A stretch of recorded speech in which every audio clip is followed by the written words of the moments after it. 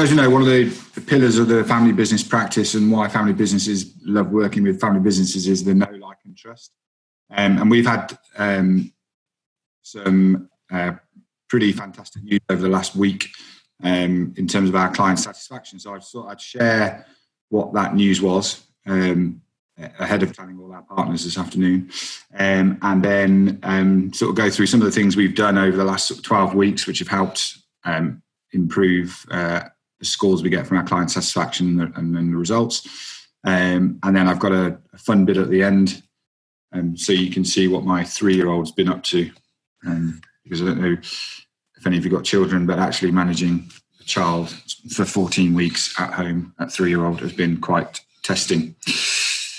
So just before I start off, just a quick reminder for those of you who don't know us. So FBC Manby Bowdler, so we're a full service law firm, and we're based in the West Midlands. So our offices go from Shropshire, Telford, Wolverhampton, down to Redditch. And then we've got locations in Bridgnorth and Edgbaston. And we still have those offices, despite the fact that everybody's now working from home. The offices are open. So we've got 30 partners, about 200 employees. And at any given time, we're managing about 7,000 matters. So that's 7,000 different legal cases for our clients. And it's a mixture of could be conveyancing, which has suddenly bounced back very quickly now that house sales are permitted to go ahead again, or personal injury, or commercial matters, or family. And what we, so our ambition and what we aspire to is having exceptional people, intelligent, delivering stellar service. And it's that stellar service that helps we believe gives us a bit of an added edge.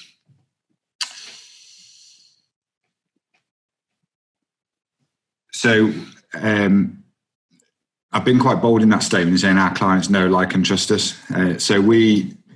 Stellar service is something that has been FBC, embedded into FBC longer than I've been there. So I've been in about 4.5 years. So it's one of the first things we talk to new hires about is about the importance of client service. And whilst everybody, every other law firm will tell you they deliver great client service, we do, and we measure it, and we measure on every case that we do, and we ask our clients to send a survey back. And up until probably 18 months ago, all those surveys were all internally collated, and then the results circulated around the firm. But we never shared them publicly. And then, like every other sector, we now have a trip advisor for lawyers called Review Solicitors. And that is publicly available information, and clients can either tell us the results or they can go online and they can complete it without an intervention from us. So the 2 results we've had over the last month, so Legal 500, so that's the top 500 law firms in the country have voted us in the top 20 for the Midlands, which was fantastic to receive. But then Review Solicitors, we're measured across 19 different disciplines. So whether that's conveyancing, family, construction law, employment. And in all of those 19 disciplines, we now hold the top spot across the whole of the West Midlands. And that is something that I never thought we would do.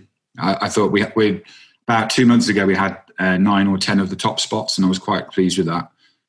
But now to have all 19. And then nationally, we don't sit outside of the top 8 now in terms of delivering client service. And to put that into context, so regionally, we're probably measured against somewhere between 500 and 1,000 law firms, and nationally up against 16,000 law firms. So it's absolutely, so it's a fantastic result. It doesn't come without a lot of hard work, and I just thought I'd run through some of the stuff that we've done. So if you go to Review Solicitors and you look at our page, this is what they tell you. So ranked number 1 out of 539 solicitors in the West Midlands, 99%. I'm sure it's 99.4, and it's just a rounding that doesn't get you to the 100%, but we shall see. And then we get rated on value for money as well. So the national average is in the middle in competitive, and we're over here on the far left and excellent. Excellent doesn't mean cheap. As hopefully everybody understands. Excellent means they receive good value for what they paid. And then there are 19 of these categories on the right hand side, which you can scroll down. So just thought I'd share a couple of comments. So we've actually all our offices have remained open during the whole of the last 12, 14 weeks.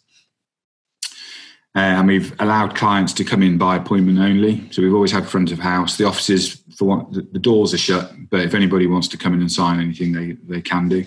And unsurprisingly, we've been inundated with people that want to update their will or put powers of attorney in place. So you've got a couple of comments there in terms of, despite the constraints, COVID-19 process was easy, accessible by staff.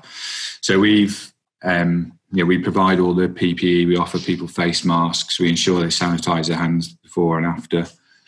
Every room is cleaned down before and after a client's used it, and then obviously we've got social distancing in place. And we've maintained the 2 metre social distancing. We haven't dropped it down to the metre. So just a few things that we've done, because as I said, before COVID, we probably had about 9 of those 19 categories. So we have a marketing budget that is, it's not unsubstantial, but essentially it goes on events and sponsorship. So it tends to be for the Black Country Chamber Awards or the Hereford and Worcester Chamber, and obviously all those events stopped. So at a few £1,000s a time to sponsor those or sponsor an award, we took some of the money and squirreled it away, but the rest of it we invested in digital, and we moved a lot of our marketing material online. So we ran an Ask FBCMB campaign, which was very successful. So clients were able to ask any question. We ran that across Twitter, Facebook, and LinkedIn. And then followed that up with some Just Ask campaigns where it was actually the staff that produced the video. I know this doesn't appear like rocket science, but for the legal sector, actually giving out your mobile phone number is quite is not that common. So all our fee earners they've always had mobile phones. So their mobile phone number is now given out, and then we have overflow call answering. So every call that's made into one of our fee earners gets answered, or into one of our offices gets answered. Again, we've had live chat, which we probably put in a couple of years ago. And interestingly, now the largest call handler for law firms, so they've just implemented live chat as well for a lot of their clients. So it's becoming a more popular way for clients to get in touch with you and ask you questions and make that first point of contact. We did a lot around We're Open messaging. So obviously we all closed our offices around March the 23rd. We felt we could put everybody back in a COVID secure environment. So we did that on 1st of June. We're one of the first law firms to go back out with a We're Open message, and opened our doors with all that PPE, plastic screening, a whole lot in place. And it's worked in terms of the business that's coming in. So Redditch is extremely busy on the private client side. Wolverhampton's very busy as well with people coming in. Again, it's appointment only, but we'll accommodate people if they do turn up. And like other law firms over the last sort of 12 to 14 weeks, we have gone the extra mile. So we've done a lot of dropping documents through letterboxes, talking to clients through kitchen windows, signing documents on car bonnets and all that good stuff, just to make sure things happen. And a lot of we actually kept a lot of our conveyancing team in as well. So they were working on all the transactions they had. And whilst clients couldn't move, their documentation, everything was ready to move once it was lifted. And that's helped massively. We simplified all the advice. So everything that was coming out of the government, we simplified. And you might have seen some of our animations in terms of just trying to take some of those complex rules and make it really simple using animation, making it simple. We do virtual meetings on about every bloody platform going. So Zoom, Skype, Teams, Hangouts. I even came across one called Blue Jeans the other day, which I had to then figure out how on earth to get hold of. We do something called Biz Breakfast. So we do that on LinkedIn once or twice a week, where myself and one of our equity partners have a couple of guests on, and we talk through a topic for sort of 8 or 9 minutes. And every one of those videos has had over 1,000 views. And again, that's just helped keep our profile up. And then we do client feedback spotlights. So all the client feedback comes in where we get verbatim. We'll then publish that verbatim on a Tuesday or a Thursday, I think. So whilst we've been doing all of this, I've seen very little from our competitors, and then that has then helped when we've then gone back with a "We're open" message. We are now back up to pre-March levels, which is fantastic. But we couldn't have done it without all our staff. So we closed the offices on March 23rd. We moved everybody to work from home. We then furloughed a third of the workforce, and we're slowly bringing some back.